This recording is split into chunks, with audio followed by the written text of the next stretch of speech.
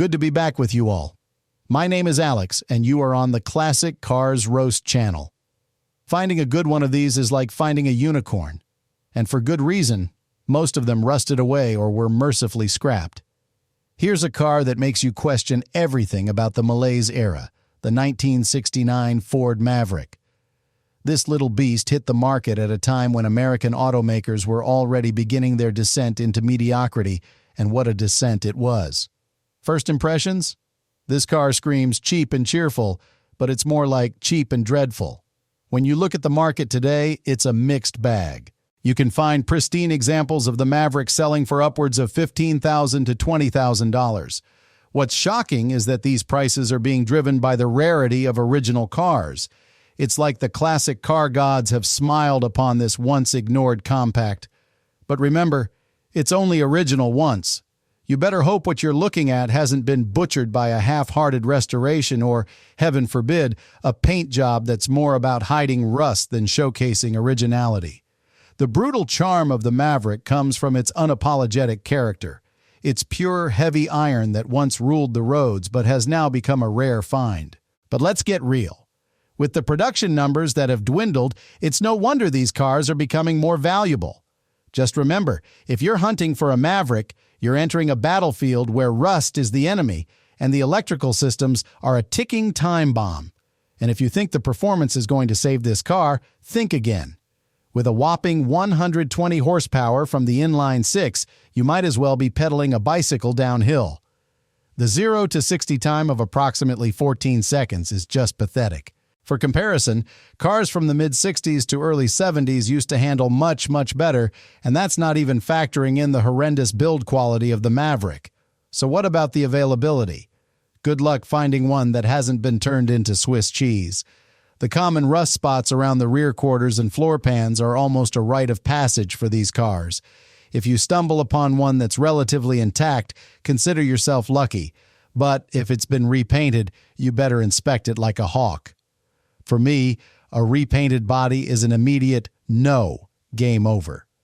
In the world of classic cars, the Maverick is a paradox. It's both adored and derided, but one thing is for sure, it's a conversation starter.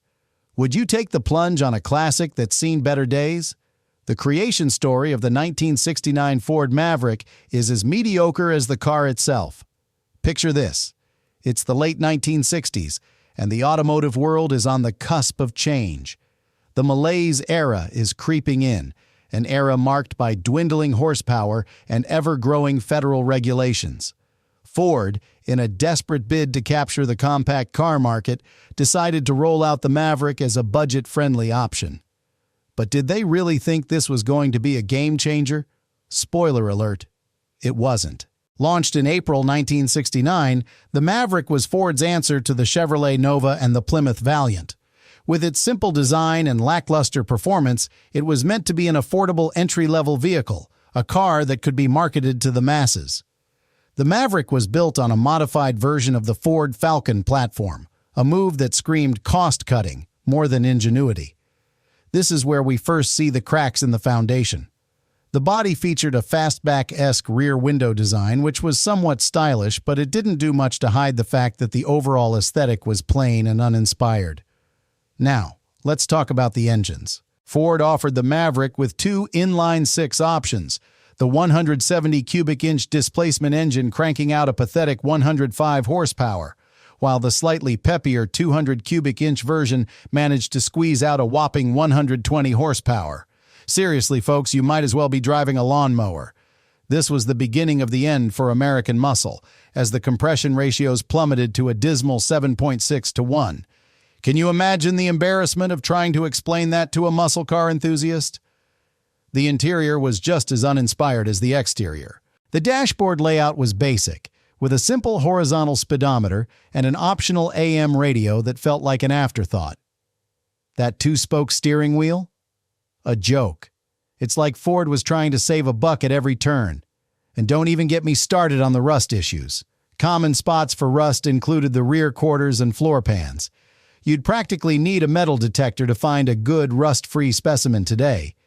It's no wonder that as time went on, the Maverick became a symbol of the malaise era, a car that was built to be cheap and cheerful but ended up just cheap. Fast forward to today, and despite its flaws, this once-dismissed compact is being sought after for restoration, not because of its performance or design, but because it's a relic of a time when cars were made to be affordable, even if they were just plain dull. So the question remains, was the Maverick really a brilliant idea or just an embarrassing footnote in automotive history? All right, folks, buckle up because we're diving into the exterior of the 1969 Ford Maverick, a car that, let's face it, is more of a curious footnote in automotive history than a shining star. First off, let's address the color palette. You've got some classic options here like Wimbledon white, bright yellow, candy apple red, and lime gold. Sounds vibrant, right? But let's be real. When you picture a car that should evoke raw enthusiasm and power, does lime gold really cut it? Not in my book. It's like trying to sell a steak dinner with a side of tofu. You can keep your muted tones. Give me something that screams muscle, not I'm a compact car looking for a second chance. Now, the body lines. Ah, yes. The Maverick sports a fastback-esque rear window design that's somewhat distinctive, but then you see the rest of the car, and it's like a bad haircut on an otherwise decent face. The overall shape is more utilitarian than sporty, kind of like a refrigerator with wheels. And don't even get me started on the grille. The initial 1969 design features a simple horizontal bar setup. It's functional, sure, but it's about as exciting as a lukewarm cup of coffee. I mean, in an era when cars were flexing their aggressive styling, the Maverick's grille looks like it just rolled out of bed. Then we have the bumpers, chrome bumpers that were pretty standard for the time. Initially, they had a nice shine, but over the years, those shiny bits tend to fade into dullness, much like the enthusiasm for the car itself. The bumpers grew larger over time thanks to federal regulations, which, let's face it, is a classic case of let's make this car look even more cumbersome. Now, don't forget about the quirkiness of the Maverick. Early models had no side markers, which is a fun little nod to its pre-regulation origins. Sure, it makes it look unique, but it's also a glaring reminder that this car was designed during a time when safety was an afterthought. And those comically thick door seals, they're a pathetic attempt to cover up poor panel gaps. It's like putting a Band-Aid on a bullet wound. Nice try, but we all see the problem. So, what do you think? Does the exterior have enough appeal to draw you in, or does it leave you feeling as flat as its performance stats? For me, I'm not buying into this exterior charm. It's just not doing it for me. Now, let's dive into the interior of the 1969 Ford Maverick, a place where aspirations for comfort and style go to die. Honestly, this dashboard is a masterclass in mediocrity. You've got a simple horizontal speedometer that barely whispers, "I'm a car," and an instrument cluster that's as uninspired as a soggy piece of bread. Forget about the bells and whistles. This setup is basic, functional, and decidedly cheap. If you were hoping for an AM radio to drown out the sound of disappointment, well, you're in luck, but don't expect much more than a static-filled serenade. Speaking of disappointment, let's chat about the smell. Climb inside a Maverick, and you'll be greeted by a delightful bouquet of aged vinyl and the faint whiff of rust. Just what you want in a classic, right? It's like stepping into a time capsule filled with missed opportunities and bad decisions. Those seats? Bench seating is standard, and while you can opt for bucket seats later on, don't get your hopes up. The comfort level is something akin to sitting on a park bench after a long day of waiting. Sure, it's functional, but if you're expecting something plush, you might as well go back to dreaming. Now, let's touch on the unique features, or should I say the lack thereof. The single-piece dashboard pad is a nice thought, but good luck with that. It's notorious for cracking like a cheap egg under the sun's gaze. If you're in the market for a car that doubles as a sunroom, then congratulations, the Maverick has you covered. And let's not forget about the minimal console. It's practically non-existent, built more for utility than aesthetics. The interior design is a clear reflection of the malaise era, a time when cars were stripped of their soul, leaving behind a hollow shell that screams budget cuts. It's not just about how it looks, it's how it feels, cramped, cheap, and decidedly uninspiring. So, if you're the kind of person who enjoys driving around in a car that feels like a punishment, then the Maverick is your ticket to mediocrity. In a world where car interiors are supposed to evoke emotions, the Mavericks is more like a slap in the face, reminding you that this is what happens when you prioritize cost over character.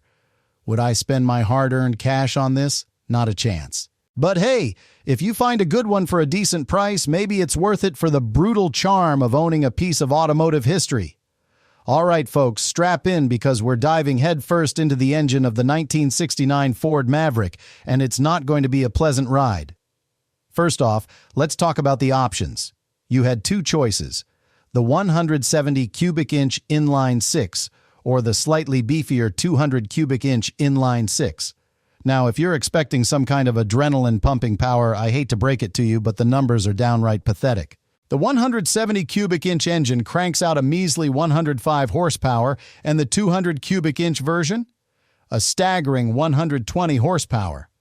Seriously, I've seen lawnmowers with more guts. The torque isn't exactly impressive either. The 170 engine delivers around 150 pound-feet, while the 200 engine manages roughly 190 pound-feet. I mean, come on. This is the malaise era at its finest, and we're talking about engines that feel like they were designed to be outpaced by a grocery cart. Now, let's get real for a second. Back in 1970, the last great year for high-compression V8s, cars were putting out numbers that could make your heart race. But here we are in 1969, and Ford is giving us this low-compression nonsense with a 7.6 to 1 compression ratio. What happened to the days when engines roared?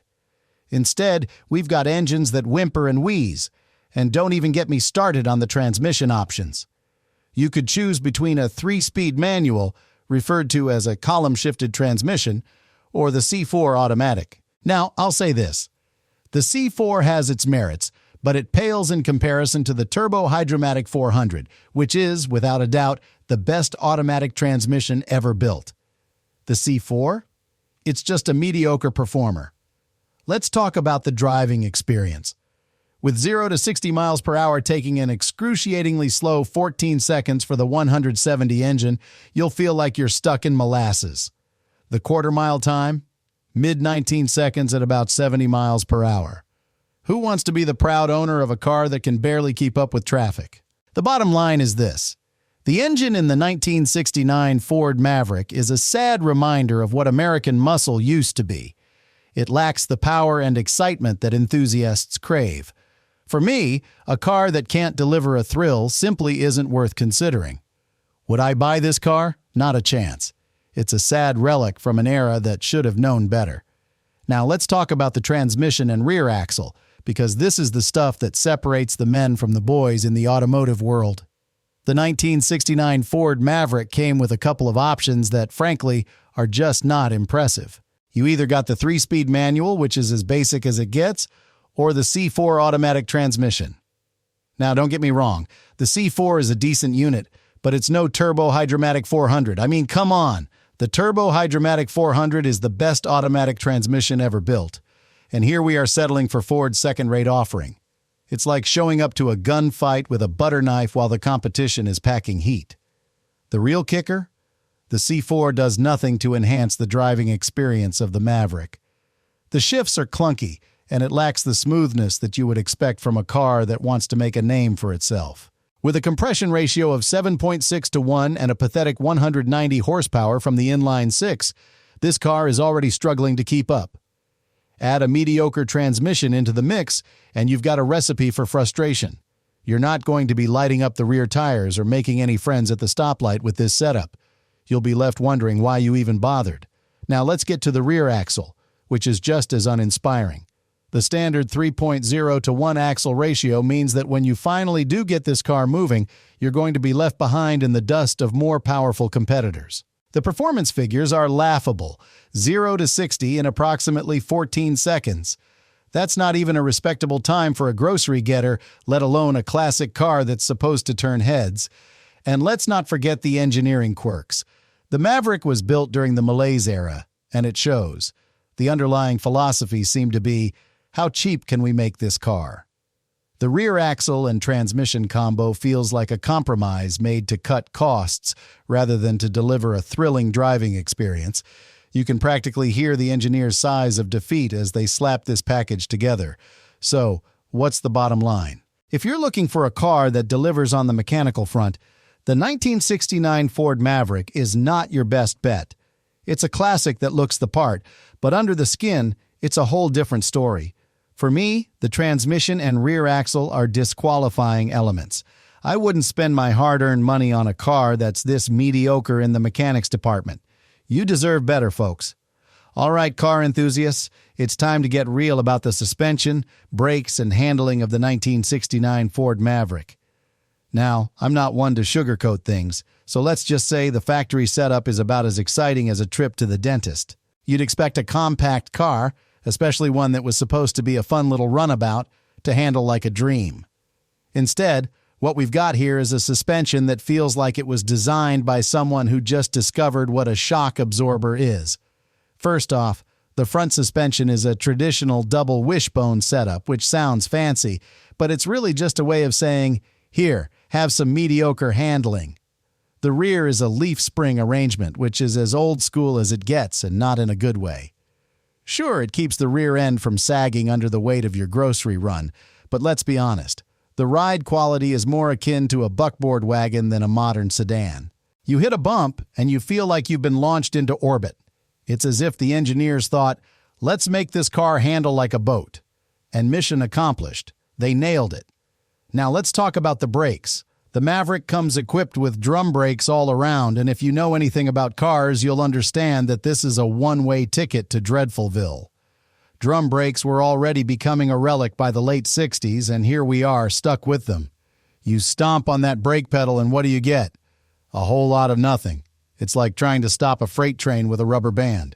My biggest issue has always been the brakes. They're simply not up to snuff, especially when you consider the lack of horsepower. Yes, I said it, pathetic 190 horsepower. And handling? Don't even get me started. The steering is vague at best with a lot of play in the wheel. It's almost as if the car is giving you a friendly nudge, saying, you're going to want to turn now. What's the point of having a car if you can't feel connected to the road? Cars from the mid-60s to early 70s handled much, much better, so here we are, stuck in a malaise of mediocrity. Now, if you're considering this car, and I wouldn't blame you if you were, just remember, if you want something that drives like it's on rails, the Maverick is not your answer.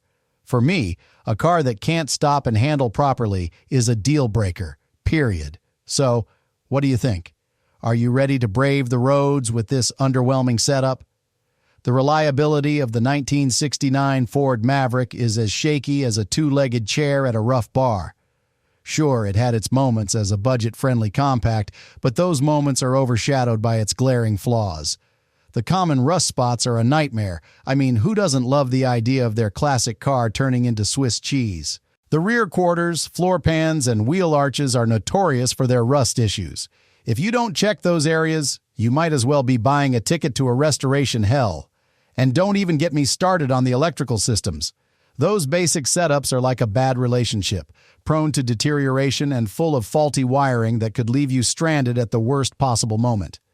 Now, let's talk about the engine. The inline-six options, while they have a certain charm, deliver a pathetic 120 horsepower in the 200 cubic inch version, and even that is laughable when you consider how it takes around 14 seconds to reach 60 miles per hour. In the grand scheme of things, that's just embarrassing. You expect a little more pop from a classic, but instead, you get a wheeze. So, what's the verdict? If you're looking for a reliable classic that screams performance, the Maverick should be at the bottom of your list. It's a car that was designed in an era of decline, the malaise era, where high-compression V8s were a thing of the past. The 1970 model year was the last great hurrah for American muscle, and anything after that, including this sorry excuse for a car, just doesn't cut it. In conclusion, while the Maverick may have its brutal charm, it's a charm that comes with a hefty dose of regret. If you come across a clean example that hasn't been ravaged by rust and questionable repairs, maybe, just maybe, consider it. But remember, it's only original once. So if you find one that fits the bill and doesn't look like a rusty bucket, snag it. But be ready for the inevitable repairs that will follow, because owning a Maverick is like playing a game of automotive roulette. You're just waiting for the wheel to stop spinning. Would you really spend your hard-earned money on this? Think long and hard before you dive into the world of the Ford Maverick. It's a road filled with potholes, and you might just end up with a lemon. If you like this video, don't forget to subscribe to my channel and give it a like. Leave your comments and impressions. Your opinion is very important to me. Until next time.